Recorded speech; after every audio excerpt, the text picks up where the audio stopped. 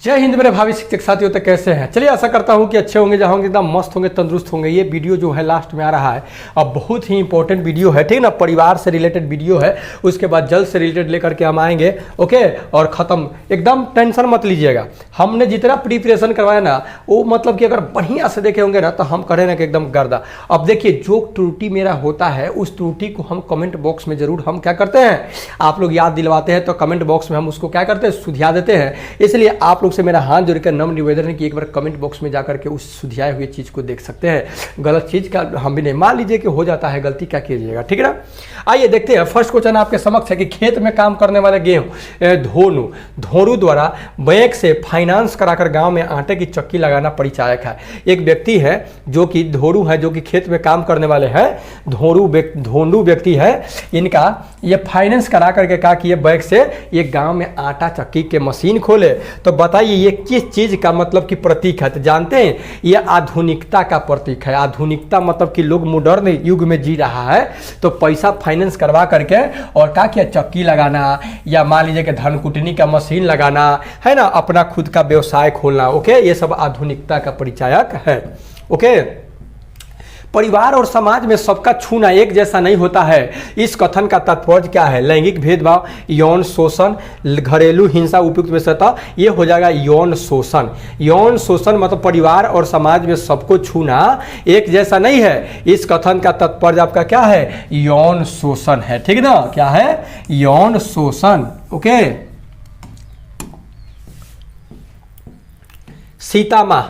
सीतामा एक छोटे शहर गुंटूर में पुश्तैनी मकान में रहती है। सीतामा एक छोटा सा शहर है गुंटूर, उसके पुश्तैनी मकान, दादा परदादा का जो मकान है उसी में रहती है। मकान में नीचे दादा दादी, चाचा और बुआ रहते हैं। पहली मंजिल में एक हिस्से में सीतामा अपनी पिताजी, माँ और छोटी बहन गीतामा के साथ रहती है।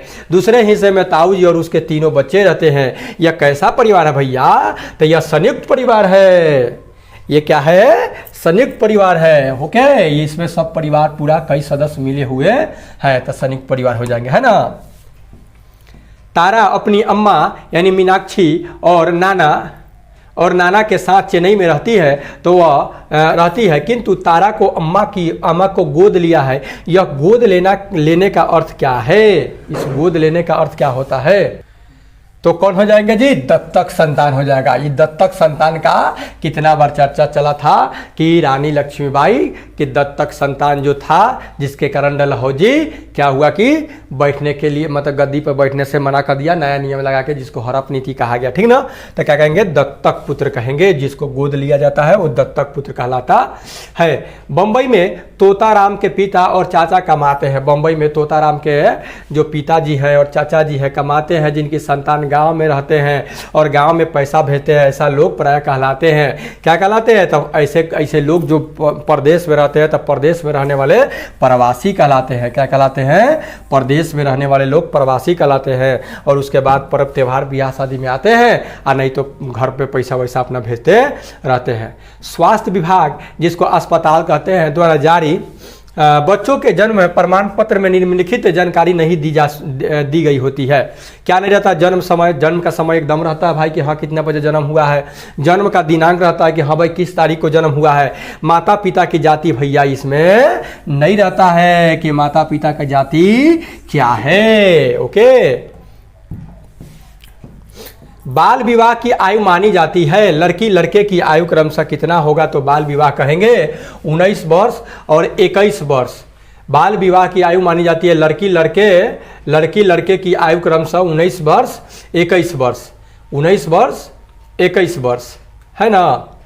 18 वर्ष 21 वर्ष से कम, 18 वर्ष 21 वर्ष से अधिक, उपयुक्त में से तो 19 वर्ष 21 वर्ष, 19 वर्ष 21 वर्ष नहीं, 18 वर्ष कौन हो जाएगा जी? बाल विवाह की बात कर रहा है भाई। 18 वर्ष और 21 वर्ष से अगर उम्र कम है, अगर उसका शादी किया जा रहा है, तो उसको बाल विवाह कहा जाएगा, और ये कानूनन जुर्म है। नृत्य नाच द्वारा अपनी बात दूसरे तक पहुंचाते हैं। नृत्य नाच द्वारा अपनी बात को दूसरे जगह पहुंचाता है, तो इसको क्या कहेंगे? मुद्रा द्वारा। इसको क्या कहेंगे? मुद्रा द्वारा। आसन द्वारा नहीं, धारण द्वारा नहीं, मुद्रा द्वारा, ठीक है ना। ये देखते हैं आगे। पारिवारिक लिंग भेद का तात्पर्य क्या है? आयु, लिंग, शिक्षा, उपयुक्त होता था। पारिवारिक लिंग भेद का तात्पर्य लिंग से है। क्या चीज से है? लिंग से है। ओके। लिंग भेद संबंधी समस्या समाधान का मार्ग प्रशस्त होता है। लिंग भेद संबंधी जो समस्या का समाधान का मार्ग प्रशस्त क्या चीज से होगा? तो भैया परिचर्चा से होगा। इस पे चर्चा परिचर्चा होगा तब क्या होगा कि लिंग भेद संबंधी जो समस्या है उसका समाधान होगा। बैड टच और गुड टच के बारे में भी पढ़ाई होता है। तो अभी एक मिस जी वायरल हो रही है ना? मैडम जी है, मिस जी है, जो कि किस तरह से बच्चे को बैड टच और अच्छा मतलब कि टच मतलब इस तरह से प्रैक्टिकली रूप से बता रही है। अफसाना की दादी उसे खेलने से मना करती है। अफसाना की अम्मी घरों में काम करती है। इससे पता चलता है कि हमारा देश खेल में पिछड़ा है, क्योंकि यहाँ क्या है भैया? लिंग भेद है, गरीबी है, बेरोजगारी है, उपयुक्त में से एक से अधिक है। लिंग भेद है ना? लिंग भेद ना है, खेलने से मना करता है। हाँ, आप लड़की हो तो नहीं खेल सकते हो, लड़का है वो खेल सकता है। तो ये सब लिंग भेद है। बेरोजगारी, गरीबी भी है। लड़कियों को पढ़ाई, खेल या उसकी पसंद के काम से रोका जाए तो क्या होगा भाई? कुंठा होगा।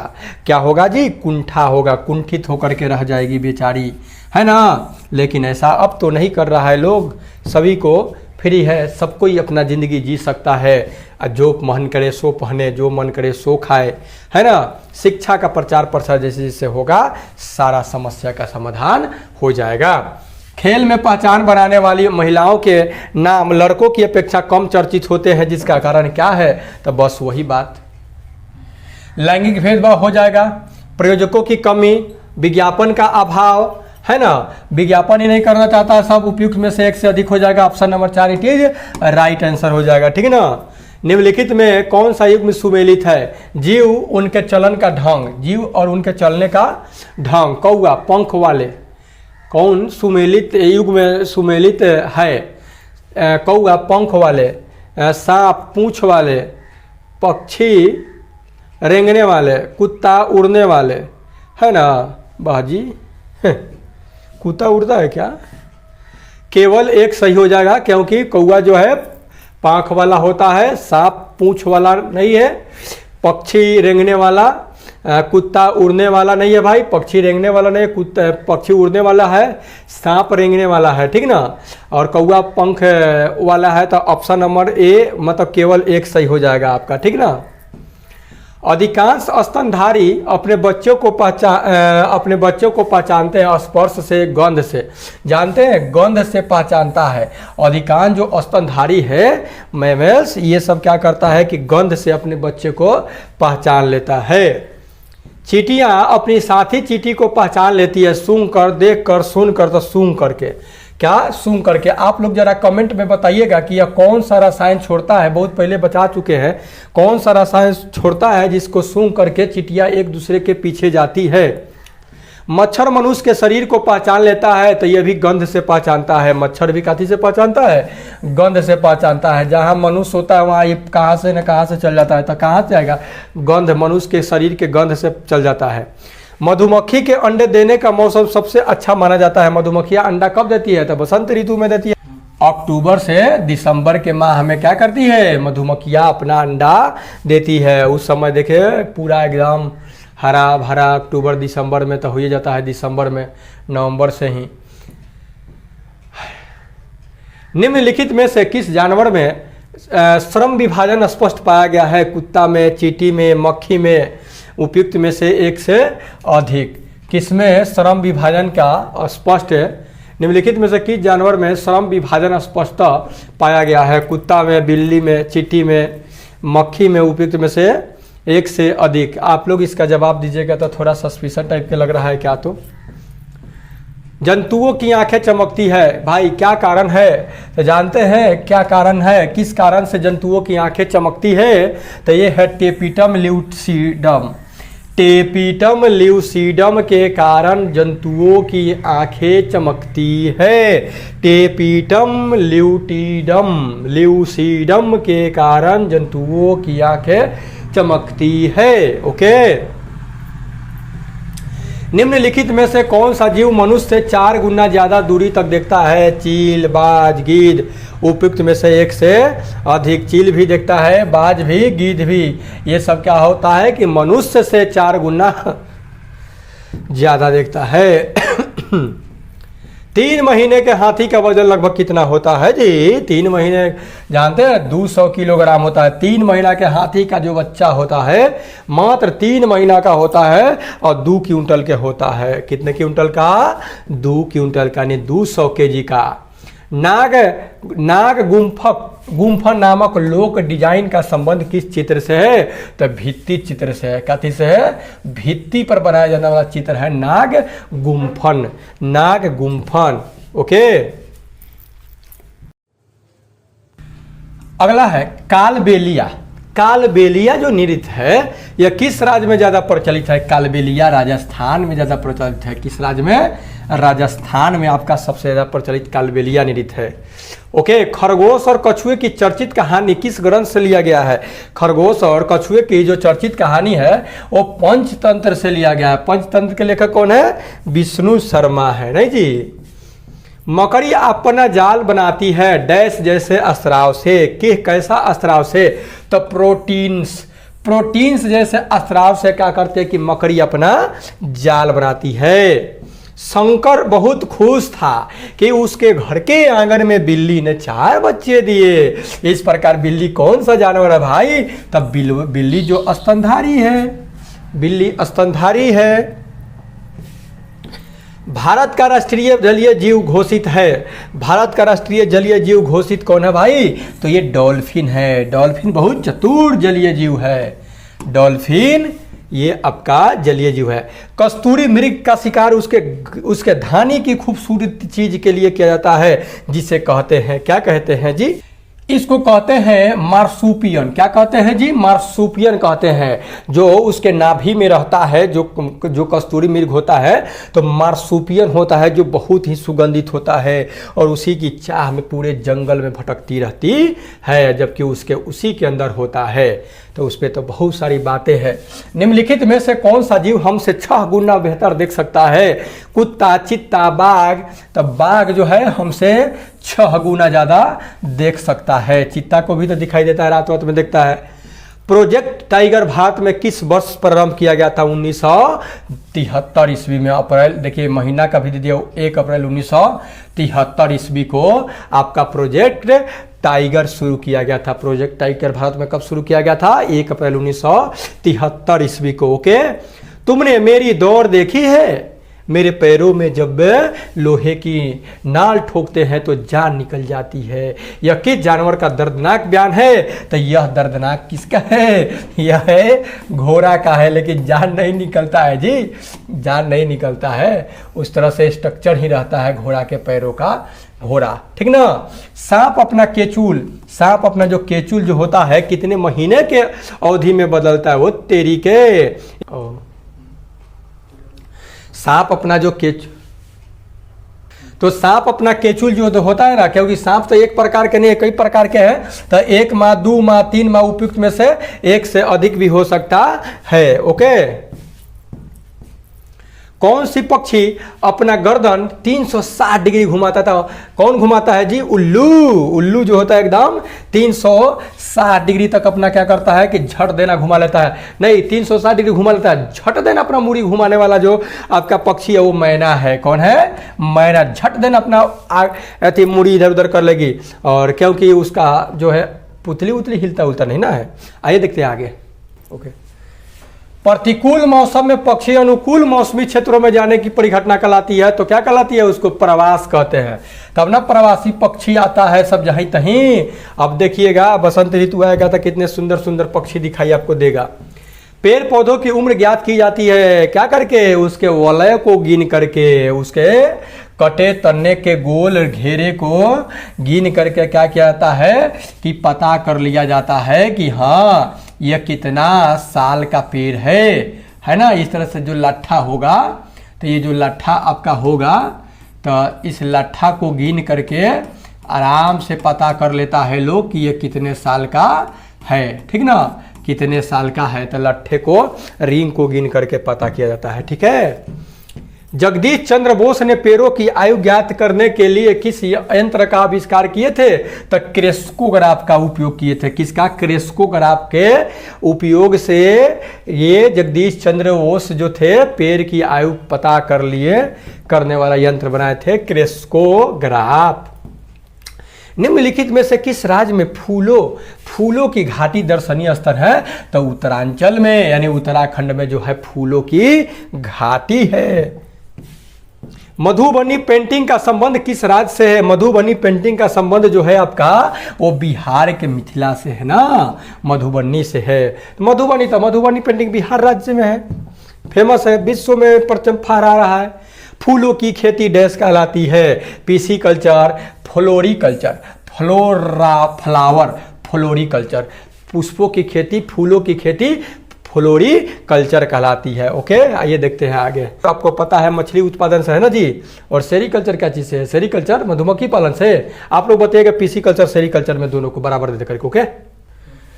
ऑस्ट्रेलियावासी किस पौधे के तनों में संचित जल का इस्तेमाल करके पेयजल के रूप में प्रयोग करते हैं? तो रेगिस्तानी ओक। ऑस्ट्रेलियावासी कैसे? राजस्थान में भी इस तरह से प्रयोग लोग करता है। पेड़ के तन्ना में रहता है क्या, पूरा पानी भरा रहता है, उसी को क्या करता है, काट करके उसमें पूरा पानी रहता है, पीता है लोग। आप सीटेट में पढ़े होंगे इस चीज़ के बारे में। विश्व में पर्यावरण दिवस कब मनाया जाता है? तो 5 जून को विश्व पर्यावरण दिवस मनाया जाता है। विश्व पर्यावरण दिवस 5 जून को मनाया जाता है। यह रेगिस्तानी पेड़ है। यह क्या है जी? रेगिस्तानी पेड़ है। कौन? इसकी छाल दवा है, फलियां सब्जी है, पतिया चारा है और इसे ज़्यादा जल की जरूरत नहीं है। यह कौन सा पेड़ है? तो यह पेड़ है खेजड़ी। इसी खेजड़ी के पेड़ तो काटने के लिए अमृता देवी बिश्नोई पेड़ों से चिपक करके अपनी जान दे दी थी। और चिपको आंदोलन जिसको कहा गया। खाद्यान्नों बांधों के लिए आदिवासियों को जंगल में बेदखल किया जा रहा है। तोरांग में सूर्यमणि आदिवासी संस्कृति बचाने हेतु संघर्षरत है। झारखंड में तोरांग का अर्थ क्या होता है? तो तोरांग का अर्थ जंगल होता है। तोरांग का अर्थ क्या होता है? जंगल होता है। तोरांग का मतलब क्या होगा? जंगल। आदिवासी लोग तोरांग कहते हैं जंगल को। जंगल अधिकार कानून के संबंध में निम्नलिखित में से कौन सा कथन सत्य है? यह वर्ष 2007 में पारित हुआ। न्यूनतम 25 वर्षीय वन बासिंदों के लाभ है, मतलब जो 25 वर्ष से वन में बसिंदा है उसको लाभ है। संशोधित वन कानून है। उपयुक्त में से एक से अधिक। Option number 4 it is right answer हो जाएगा। 5 क्वेश्चन और देख रहे हैं। लॉटरी के आधार पर खेती करने की परंपरा आज भी किस राज्य में विद्यमान है जी? लॉटरी तो मिजोरम में। मिजोरम में क्या करता है? लॉटरी जिसका लगेगा वो अपना खेती करेगा उस भूमि पे। बढ़िया होगा जी लॉटरी वाला, क्योंकि जो इच्छुक होगा वही खेती करेगा, नहीं तो जिसके पास है मन किया तो खेती किया, नहीं तो छोड़ दिया, है ना। इसी तरह से पड़ती ही छोड़ देता है लोग। फसल कटाई के बाद जमीन आराम करती है, अच्छी बात है। कटाई के बाद उसको रेस्ट देना पड़ेगा। वहाँ जंगल झाड़ उग जाते हैं जिसे गिरा जलाकर उस भूमि पर बीज छिट देते हैं। ओ ताती तो झूम खेती की बात कर रहा है ना, इसको क्या कहते हैं? झूम खेती कहते हैं। इसको झूम खेती कहते हैं, ठीक ना। झूम खेती ये ज़्यादातर उत्तराखंड में प्रसिद्ध है। लद्दाख के दिव्यांग बच्चे नाम जिसका है चुस्किट की शिक्षा सामान्य स्कूल में ही हो रही है। यह निम्नलिखित में से किस प्रकार की शिक्षा है? लद्दाख के दिव्यांग बच्चे नाम चुस्किट की शिक्षा सामान्य स्कूल में हो रही है, ठीक ना। तो निम्नलिखित में से किस प्रकार की शिक्षा है? समन्वित, समावेशी, विशेष, उपयुक्त में से एक से अधिक, ठीक है। रवि भैया एक सफ़ेद छड़ी के सहारे चलते हैं, ठीक है। रवि भैया को सफ़ेद छड़ी के सहारे चलते हैं, इसका मतलब समझ रहे हैं। उन्हें दिखता ही नहीं है, इसलिए सफ़ेद छड़ी के सहारे चलते हैं। उनकी किताबों में सैकड़ों उभरे बिंदु है जिस पर वे हाथ फेर कर पढ़ लेते हैं। यह पाठ्य सामग्री क्या है भैया? तो यही तो ब्रेल लिपि है। इसी को क्या कहा जाता है? ब्रेल लिपि, जिसके लुई ब्रेल इसका आविष्कार किए थे। निम्नलिखित डॉटेड पैटर्न किस लिपि के संकेतिक है? तो आप जो देख रहे हैं ये इधर जो डॉटेड जो दिया गया है यह आपका किस लिपि का है? तब ब्रेल लिपि का है। ये जो आपको दिखाई दे रहा है ना, ये डॉटेड वाला, ये किस लिपि का है जी? तो ये ब्रेल लिपि में इसी तरह से डॉट दिया हुआ रहता है, और जो ब्लाइंड होते हैं इसी को टच करके क्या करते हैं, अपना पढ़ते हैं। ओके, तो ये था मोस्ट इंपॉर्टेंट 50 क्वेश्चन। अभी किसी तरह से 200 क्वेश्चन और लेके आएंगे। मात्र हम लोगों के पास 3 दिन का टाइम है, टेंशन मत लीजिए। एक दिन में 3 वीडियो हम आपको अपलोड कर रहे हैं। ओके, 3 से 4 वीडियो अपलोड करेंगे। मिलते हैं नेक्स्ट वीडियो। तो take care and good bye. Video कैसा लगा अपना प्रतिक्रिया कमेंट बॉक्स में दे। ओके।